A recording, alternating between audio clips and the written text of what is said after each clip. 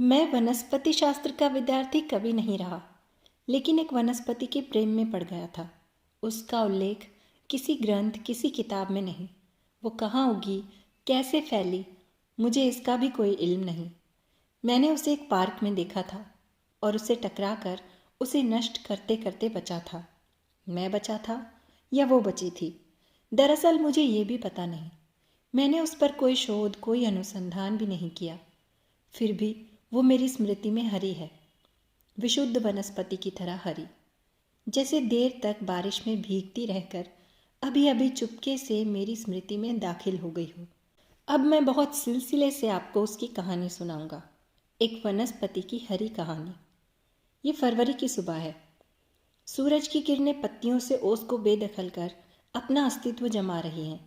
अब हवा में वो तीखापन नहीं है।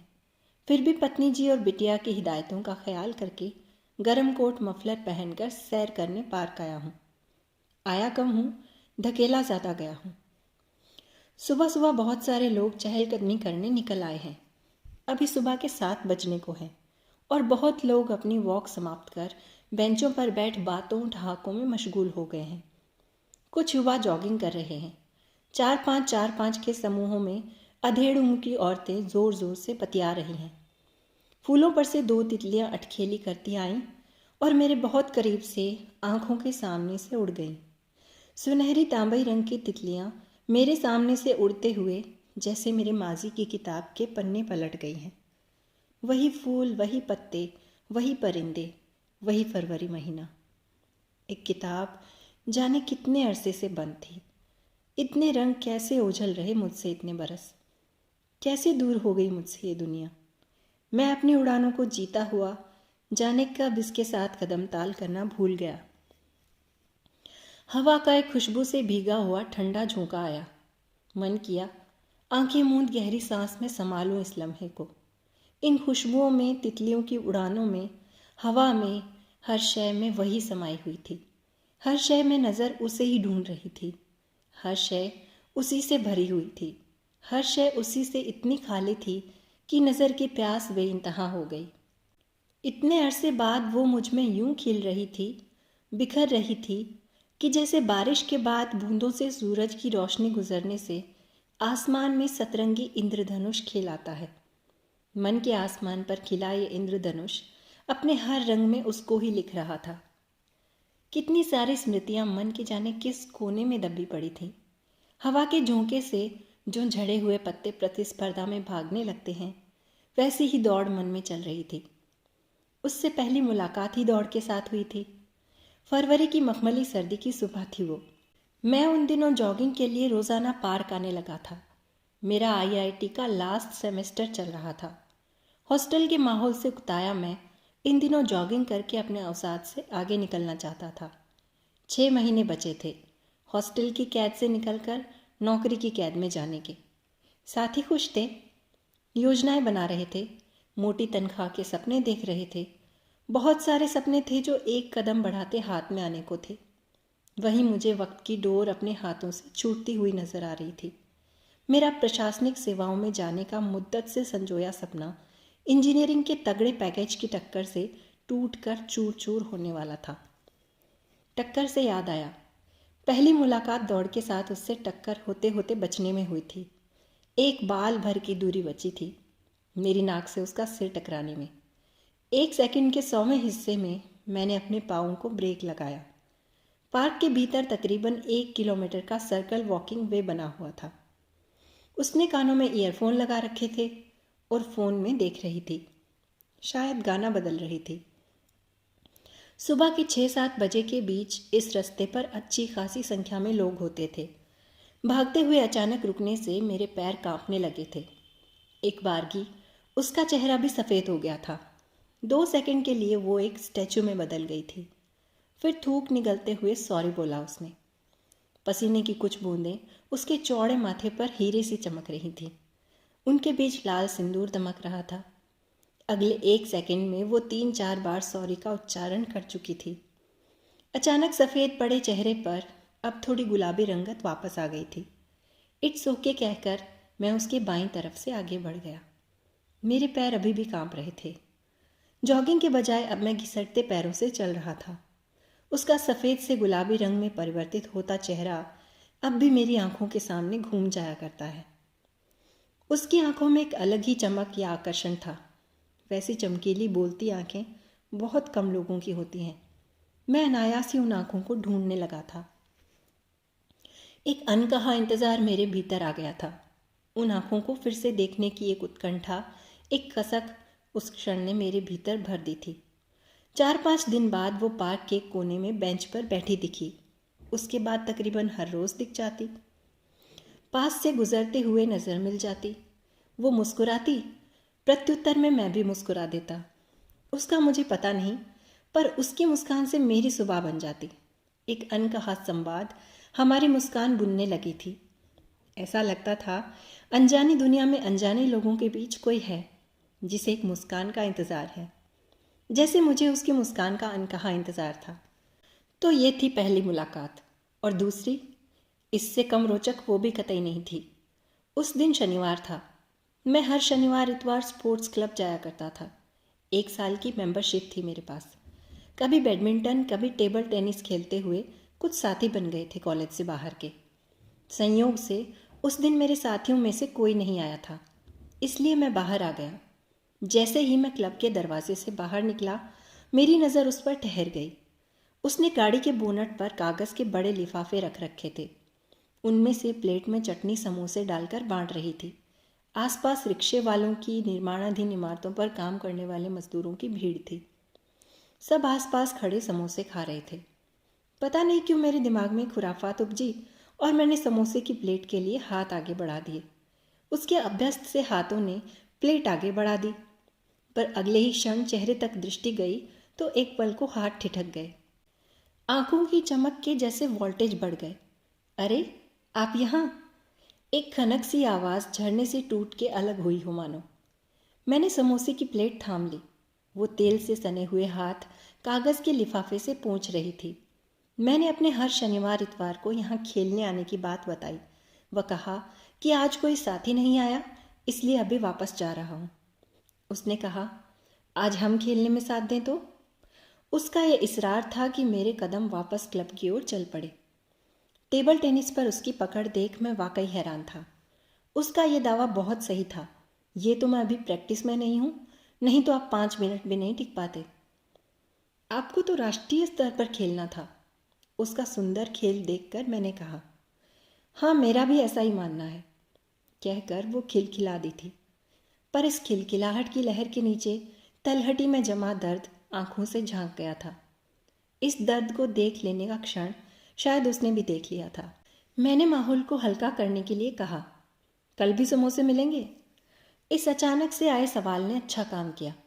नहीं, कल नहीं, हर शनिवार को ही। ओह, कहकर मैंने रुआंसा सा मुंह बनाया। कभी कभी मैं सोचती हूँ, हमें विरोध करना आना चाहिए। काश विद्रोह करना सिखाने के लिए भी कोई स्कूल होते। वो जैसे किसी और ही दुनिया से बोल रही थी। हाँ, बिल्कुल आना चाहिए। वैसे ये किस संदर्भ में है? मैं उसकी मनोस्थिति जानना चाहता था। समोसों के संदर्भ में। वो फिर से हंसी, फिर बोली, ये शनि मंदिर में हर शनिवार तेल दान करने के हुक्म का विरोध है, पर यह मूक विरोध है। मैं चाहती भी नहीं इस विरोध की आवाज़ इसके हुक्मदाताओं तक पहुँचे। ओह, कहकर मैं अफसोस जताता हूँ। क्लब से बाहर निकलकर उसने अपनी गाड़ी का दरवाज़ा खोला और बैठ गई। गाड़ी पर सेलो टेप से बनाए एल की आधी टेप उतर चुकी थी। मैंने उस उतरी हुई टेप को छूकर कहा, मतलब आधा तो सीख चुके हैं आप। एक जोरदार हंसी वातावरण में घुल गई। गाड़ी पर जगह जगह इधर उधर ठुकने के निशान बता रहे थे कि अभी वो बहुत कच्ची थी गाड़ी चलाने में। कभी पार्क, कभी क्लब की अगली मुलाकातों से पता चला कि वो पढ़ाई में और खेलों में बहुत तेज थी। 3 बहनों व 2 भाइयों में सिर्फ एक बहन से छोटी थी। बड़ी बहन की शादी के महज 3 महीनों बाद ही उसकी शादी कर दी गई थी। उसके पिता को लगता था कि बड़ी बेटी की शादी के लिए बहुत अच्छा घर नहीं ढूंढ पाए। 6 भाइयों का संयुक्त परिवार और बूढ़े सास ससुर मन मुताबिक दान दहेज भी नहीं दे पाए। पर उसके बाद क्रिकेट सट्टे में अचानक माला माल हुए तो छोटी बेटी की शादी में कोई कोर कसर नहीं रखना चाहते थे। संयोग से घर बैठे एक रिश्ता भी ऐसा मिल गया कि इकलौता बेटा था परिवार में और बरसों का जमा जमाया व्यापार। ये अवसर वो हाथ से नहीं जाने देना चाहते थे। नतीजा ये हुआ कि कॉलेज का पहला साल ही हो पाया था कि सपनों की किरचें बिखर गईं और वो विदा हो गई। मेरा जॉगिंग करना अब उसके साथ वॉक करने में बदल गया था। कॉलेज के अत्याधुनिक अति महत्वाकांक्षी भागम भाग से भरे लड़के लड़कियों से बात कर कोफ्त होती थी, पर उसकी बातों से जैसे मैं खुद को सींच रहा था। एक अलग ही दुनिया आकार ले रही थी। उसका होना उल्लास का पर्याय सा था। भौंडे आधुनिक फैशन में डूबे पुतलों को देख उकताया मैं उसकी सादगी में सुकून से भीगता था। कई बार उसे भी मैंने अनकही प्रतीक्षा में दाखिल पाया। बहुत बार वो मुझसे पहले आ जाती। बहुत बार पेड़ के तने पर खेलती गिलहरियों को देखने में खोई रहती। कभी कोई अलग रंग की तितली दिख जाती तो उसकी फ़ोटो लेने लग जाती। घास पर फुदक रही चिड़ियों को निहारती रहती। कभी कभी उसके सवालों पर हंसी आती थी। तुमने कभी किसी चिड़िया की आंखों में झांक कर देखा है? अनायास वो आप से तुम पर आ जाती, ऐसे ही बात करते हुए। नहीं, मैंने नहीं देखा। देखना कभी। इतनी मासूमियत से हमारे मन का हाल पूछते हुए से लगेंगे। आंखों के कांच के पीछे से एकदम साफ शफाफ पारदर्शी मन झांकता है। कहीं से खोई सी उसकी आवाज़ आती। कोई 10-12 प्रकार की चिड़ियों के नाम तो मैंने सुने थे उससे, पर मुझे याद नहीं हुए कभी। और उससे ज़्यादा पेड़ों के नाम, कौन से मौसम में कौन से फूल खिलते हैं। मुझे फूलों में गुलाब और कमल के अलावा गेंदा ही पता था। उसके पास एक लंबी फहरिस्त थी, वो भी मोबाइल में फ़ोटो के साथ।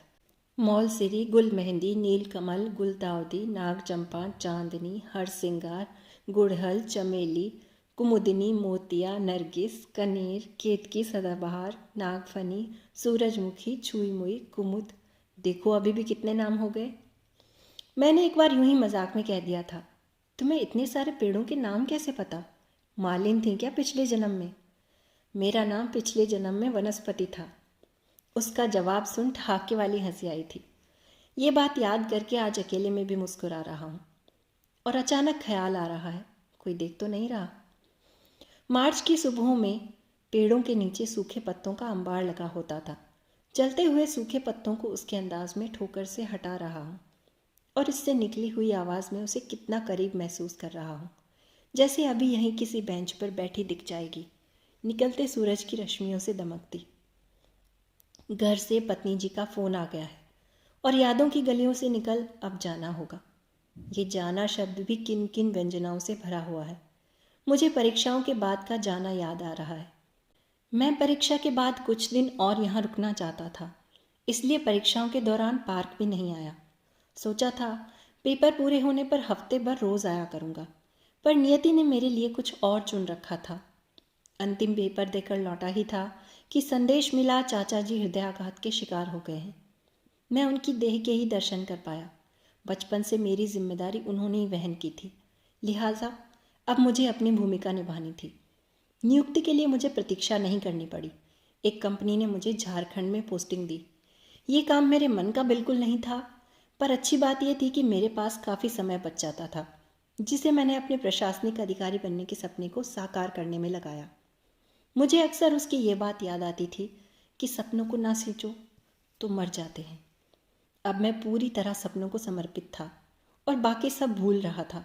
कितने ही पल, साल जैसे जीवन में आए ही नहीं। जीवन इस रफ्तार से आगे बढ़ रहा था कि कहीं ठहर कर दम साधने की जगह ही नहीं बची थी।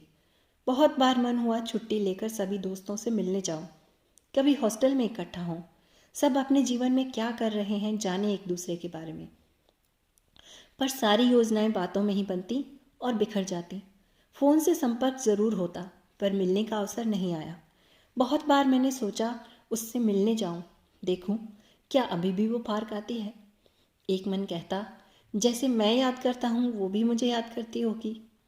दूसरा मन कहता याद करने जैसा कुछ क्या है तुम में, क्यों याद करेगी तुम्हें, उसका अपना घर परिवार है। मैं मन ही मन मिलने के तर्क देता, मन ही मन तर्क निरस्त कर देता। उसकी यादों से एक ऊर्जा मिलती थी। उसकी चमकीली आंखों में सपनों के रंग आकर्षित करते थे। उसके वजूद में एक चुंबकत्व था। बहुत बार मेरा एकांत उसकी उपस्थिति से भरा रहता। मेरी खामोशी में उसका वार्तालाप गूंजता रहता।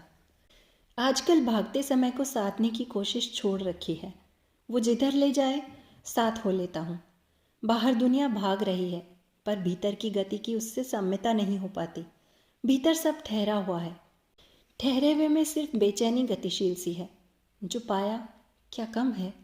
कोई तसल्ली क्यों नहीं? एक तृप्ति जो स्वप्न पूर्ति पर होनी थी, वो कहाँ है? किसकी तलाश है? ये कसक क्या है? कुछ भी तो समझ नहीं आ रहा। खुद से भागकर छिप कर घंटों मौन ओढ़े बैठा रहता हूँ। खुद ही सवाल हूँ, किसी के सवालों का क्या जवाब दूँ? सपनों का पूरा होना क्या ऐसा खालीपन ले आता है? मेरी कामयाबी मेरे साथियों के लिए ईर्ष्या का सबब है, और मेरा उदासियों में डूबे रहना पत्नी के लिए परेशानी का सबब। अपनी साहित्यिक अभिरुचियों के चलते वो कई समारोहों गोष्ठियों में शिरकत करती रहती है। कई साथियों के पुस्तक लोकार्पण कार्यक्रमों में, चित्र प्रदर्शनियों में मुझे साथ ले जाना उसे अच्छा लगता है, और साथ जाकर ना जाने के सवालों से बच जाना मुझे अच्छा लगता है। पर सवाल तो हर कहीं से निकल आते हैं, उनसे कहाँ तक बच सकते हैं? हुआ यूं कि एक पुस्तक लोकार्पण के कार्यक्रम में पुस्तक के कवर पेज पर बना चित्र, जिसमें पतझड़ का दृश्य था, आधी पगडंडी सूखे पीले अधपीले कत्थई भूरे पत्तों से ढकी हुई थी। उसे देख अनायास मुझे उसी पार्क की याद आ गई। वो दृश्य बरसों से मेरी स्मृतियों में दर्ज था। मुझे लगा, अभी अभी तो मैं यहाँ से गुजरा हूँ। झड़ते पत्तों पर हवा के आघात की ध्वनि मेरे कान में फुसफुसा रही थी। साथ के एक हॉल में चित्र प्रदर्शनी का भी आयोजन था। मैं मंत्रमुग्ध सा आयोजकों के साथ चलते हुए हॉल में प्रविष्ट होता हूँ, और एक एक चित्र को न सिर्फ आंखों से देख रहा हूँ, रोम रोम से महसूस कर रहा हूँ। तरह तरह के पक्षी, तितलियाँ, गिलहरियाँ इतने जीवंत हैं कि जैसे अभी कैनवस से बाहर फुदक पड़ेंगे। फूल इतने सजीव कि सुगंध का भ्रम होने लगे। कोई महक मन के कोने कोने पर हावी हो रही थी। जिस चित्र के सामने पांव शिथिल हो गए, वो था सूर्योदय का मनोरम दृश्य। थोड़ी सी लाली लिए हुए थोड़ा सा नारंगी सूरज पीताभ रश्मियाँ बिखेरता हुआ क्षितिज के छोर से ऊंचा उठ रहा है। बेंच पर बैठी लड़की की पीठ दिख रही है। इतनी सीधी गर्दन है कि लग रहा है दृष्टि सूरज पर टिकी है। सूरज और दृष्टि के मध्य में सुबह की ताजगी भरे पौधों की चमकीली हरी पत्तियां हैं। उन पर बैंगनी सफ़ेद फूल हैं, और सुनहरी तितलियां उड़ रही हैं। अपने छोटे बालों का जूड़ा बांधे लड़की के पीछे एक दुबला पतला युवक खड़ा है। युवक ने वैसी ही आसमानी टी शर्ट पहनी है जैसी मैं अक्सर उन दिनों पहनता था। अपना कुछ खोया हुआ वापस पा रहा हूँ, कुछ ऐसे ही मिल रहा हूँ इससे। मेरी मुझसे मुलाकात कोई देख नहीं पा रहा। बाहर इतनी गहमा गहमी है, और भीतर बिखरे लम्हों को संजोकर एक मन की दुनिया बनाने की जुगत चल रही है। बरसों जैसे इसी की तलाश में भटका हूँ, जैसे यहीं पहुँचने के लिए सफ़र में था अब तक। मैं खुद से निकलकर तस्वीर बन गया हूँ। किसी की नज़र में होना मुझे भीतर तक भिगो रहा है। साथ चहलकदमी करते हुए एक जोड़े की पेंटिंग, एक फूल पर झुके हुए दो चेहरों की पेंटिंग। उफ, वक्त गुजरने की पाबंदी छोड़ मेरे साथ ही ठहर गया है, जैसे इसके बाद कुछ घटित ही नहीं हुआ। जिए हुए जीवन में फिर से बस जाने की सुविधा होती तो हम में से कोई भी वहाँ से निकलना ही नहीं चाहता। आप सुन रहे थे अनीता मांडा की लिखी कहानी वनस्पति, सरिता की आवाज़ में।